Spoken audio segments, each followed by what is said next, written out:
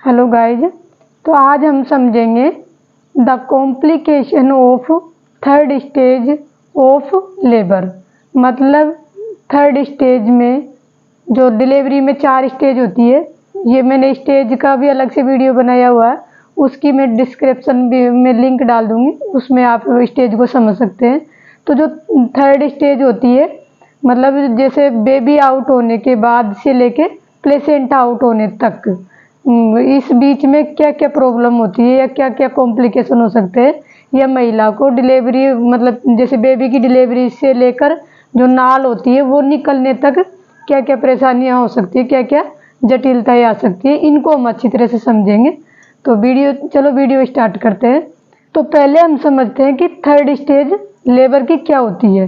तो third stage में baby out होने से लेकर जो प्लेसेंटा है, जिसको नाल बोलते हैं, वो यूट्रस से बाहर निकल जाता है। इस पीरियड को थर्ड स्टेज में काउंट किया जाता है और ये नॉर्मली 15 मिनट का माना जाता है, चाहे पहली डिलीवरी हो या मल्टीग्रेविडा हो, सभी में लगभग बेबी आउट होने के 15 मिनट तक के बीच में प्लेसेंटा आउट हो जाता है। तो अगर इस टाइम में प्लेसेंटा आउट नहीं हो तो फिर उसको का रीजन होता है, कोई उसके कारण से कोई रुकावट आ रही है जिससे प्लेसेंटा आउट नहीं हो रहा है। तो इसको हम नेक्स्ट वीडियो में समझेंगे कि क्या क्या रुकावट आती है। अब हम समझते हैं कि थर्ड स्टेज के कॉम्प्लिकेशन कौन कौन से हैं। तो इसमें 4 मेन कॉम्प्लिकेशन होते हैं। तो इसमें पहला कॉम्प्लिकेशन होता है पीपीएच।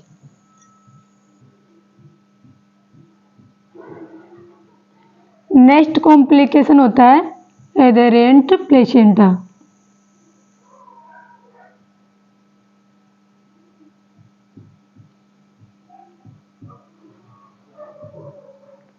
नेक्स्ट कॉम्प्लिकेशन होता है retained placenta.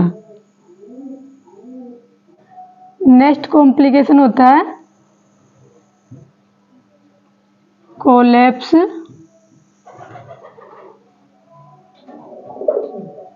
Due to haemorrhage.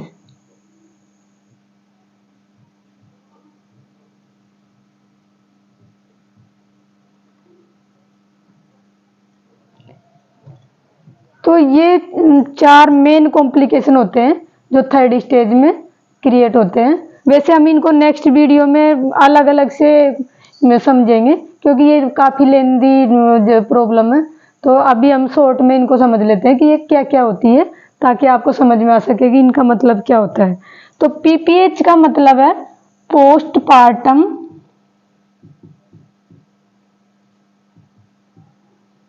Haemorrhage.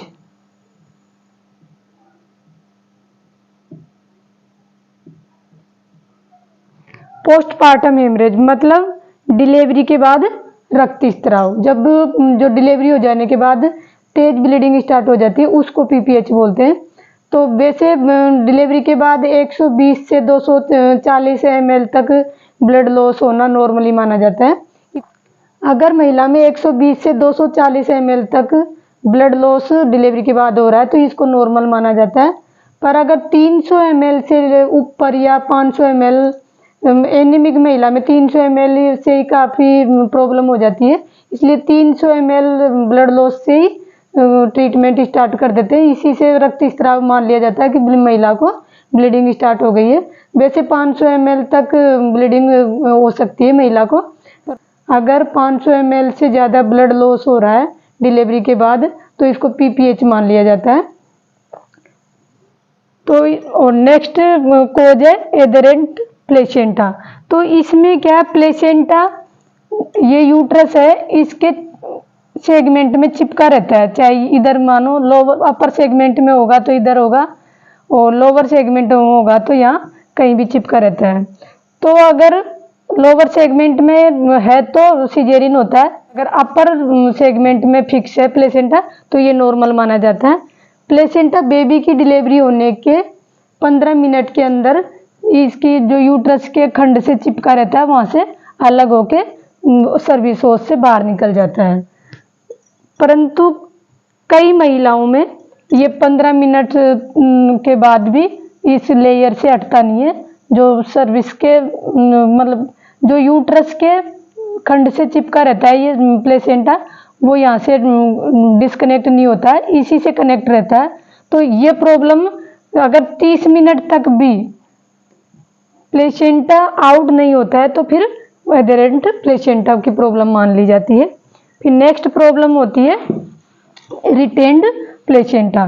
तो इसमें एडेरेंट प्लेसेंटा में प्लेसेंटा यूट्रस की लेयर से चिपका रहता है, वहां से तो हट जाता है, परंतु कई रुकावटों के कारण सर्विस का जो ओस होता है यूट्रस के मुंह पर, सर्विस के ओस से प्लेसेंटा आउट नहीं हो पाता है, तो इसको रिटेन्ड प्लेसेंटा बोलते हैं। फिर नेक्स्ट इसमें जो डिसऑर्डर है, फिर नेक्स्ट कॉम्प्लिकेशन है थर्ड स्टेज की कोलैप्स ड्यू टू हेमरेज। तो इसका मतलब है, नाम से भी समझ में आ रहा है कि हेमरेज मतलब ब्लीडिंग से ड्यू टू मतलब ब्लीडिंग के दौरान, कोलैप्स मतलब महिला की शक्तिहीन हो जाना, मतलब महिला शक्तिहीन हो जाती है या फिर कई बार शॉक्स में भी चली जाती है अगर ब्लीडिंग तेज स्टार्ट हो जाती है तो इसको समझते हैं। तो इसमें ब्लीडिंग तेज स्टार्ट होने के कारण ये कंडीशन आती है। फिर अब हम समझ लेते हैं कि इनके चिन्ह क्या है, मतलब जो चार जो मेन डिसऑर्डर होते हैं, चार जो कॉम्प्लिकेशन होते हैं, इनके क्या क्या चिन्ह है जिनके द्वारा हम पहचान सकते हैं कि ये जो डिसऑर्डर है या ये कॉम्प्लिकेशन है वो इंक्रीज हो गया है। जैसे पीपीएच का मेन साइन है मतलब चिन्ह है इसका तेज ब्लीडिंग। अगर महिला को 300 ml से या 500 ml से ज़्यादा ब्लीडिंग हो रही है तो फिर मतलब पीपीएच में काउंट कर लिया जाता है उसको। तो तेज ब्लीडिंग इसका मेन साइन है। और जो अगर तेज ब्लीडिंग होगी तो फिर महिला का बीपी भी डाउन हो जाएगा, पल्स रेट हाई हो जाएगी या फिर ड्राउनेस आ जाएगी, मतलब जो थकान की अवस्था आ जाएगी, कई बार बेचैनी की अवस्था भी आ जाती है, अनकॉन्शियस हो जाती है पेशेंट। तो ये पीपीएच के साइन है मेन। और जो ये एडेरेस्ट प्लेसेंटा का साइन है कि अगर डिलीवरी होने के 30 मिनट, वैसे तो नॉर्मली पीरियड 15 मिनट का होता है प्लेसेंटा आउट होने का, पर 30 मिनट तक वेट करने के बाद भी अगर प्लेसेंटा आउट नहीं हो रही है तो हम समझ जाते हैं कि फिर महिला को एडेरेंट प्लेसेंटा की प्रॉब्लम या कॉम्प्लिकेशन हो चुका है। फिर नेक्स्ट रिटेन्ड प्लेसेंटा की जो कॉम्प्लिकेशन है, इसका मेन साइन है कि ब्लैडर है वो फुल दिखाई देगा, क्योंकि ब्लीडिंग अंदर ही अंदर थोड़े स्टार्ट रहती है, कलेक्ट हो जाती है, तो जो यूट्रस का निचला पार्ट है वहाँ पर ज़्यादा मोटा फील होता है। उससे पता लग जाता है कि प्लेसेंटा जो यूट्रस की लेयर है वहाँ से तो डिस्कनेक्ट हो गया, परंतु नीचे की साइड नहीं निकल रहा। तो ये भी इस तरह से प्लेसेंटा रिटेंशन का को समझ पाते हैं। फिर एक कोलैप्स ड्यू टू हेमरेज।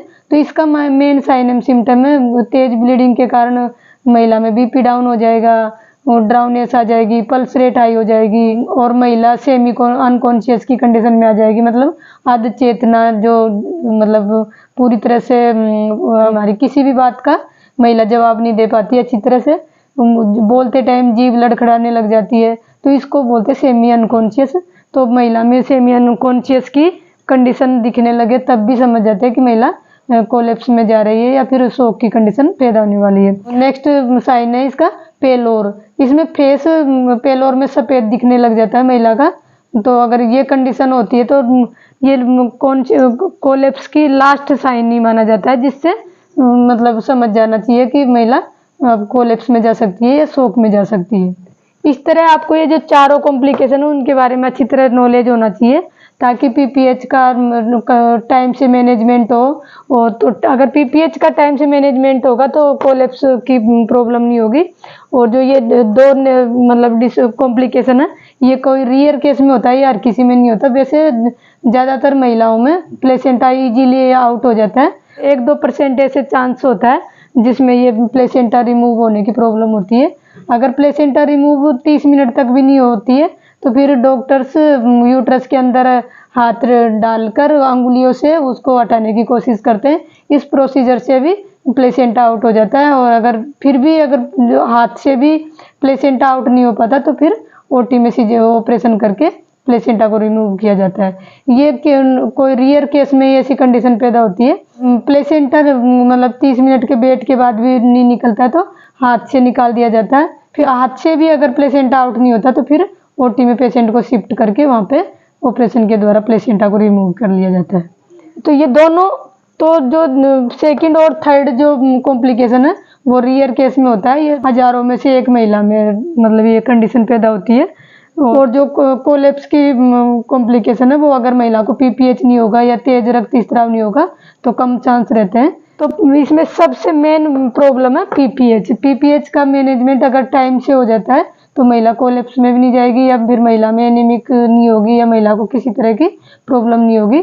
इसलिए महिला को, डिलीवरी वाली को भी और साथ में जाने वाले रिलेटिव को भी ये 24 घंटे तक, प्लेसेंटा आउट होने से लेके 24 घंटे तक ध्यान रखना होता है कि महिला को ज़्यादा रक्तस्राव तो नहीं है। वैसे 2 घंटे तक लेबर रूम में ही महिला को रखा जाता है ताकि अच्छी तरह से 2 घंटे तक ऑब्जर्वेशन किया जा सके।